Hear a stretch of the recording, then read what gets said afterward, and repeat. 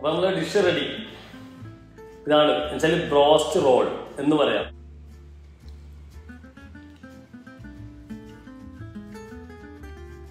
ഈ ഒരു സ്നാക്കിന് വേണ്ടിയിട്ട് ചിക്കൻ്റെ ബ്രസ്റ്റ് ആണ് യൂസ് ചെയ്യുന്നത്. അത് നല്ല ഫ്ലാറ്റ് ആയിട്ട് കട്ട് ചെയ്തെടുക്കുക, വളരെ തിന്നായിരിക്കണം.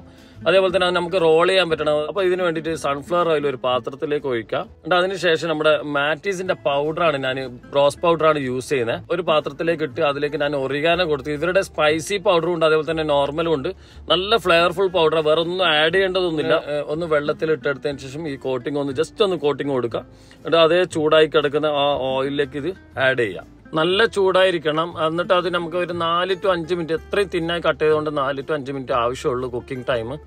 ആ കുക്കായതിനു ശേഷം പിന്നെ ഇതൊന്ന് കത്തി കൊണ്ട് ജസ്റ്റ് ഒന്ന് ഞാനൊന്ന് പ്രസ് ചെയ്തെടുക്കുന്നത്. അതിന് ശേഷം ഞാൻ പേർപ്പിൾ ക്യാബേജ് നന്നായി ചോപ്പ് ചെയ്തു. മയണീസ് എടുത്തു. മയണീസിലേക്ക് ഈ പേർപ്പിൾ ക്യാബേജ് ആഡ് ചെയ്തു. കുറച്ച് ഹൽക്ക ഷുഗർ ഇട്ടു, കുറച്ച് മുളക് പൊടി ഇട്ടു. അതൊന്ന് മിക്സ് ചെയ്തു. അത് ഈ ചിക്കൻ്റെ മുകളിലേക്ക് സ്പ്രെഡ് ചെയ്യുക. ഫ്രഞ്ച് ഫ്രൈസ് ഇട്ട് കൊടുക്കുക, അതുപോലെ തന്നെ ആലപ്പിനും ഇട്ട് കൊടുക്കുക. എന്നിട്ട് റോൾ ചെയ്ത് കഴിച്ചു നോക്കുക.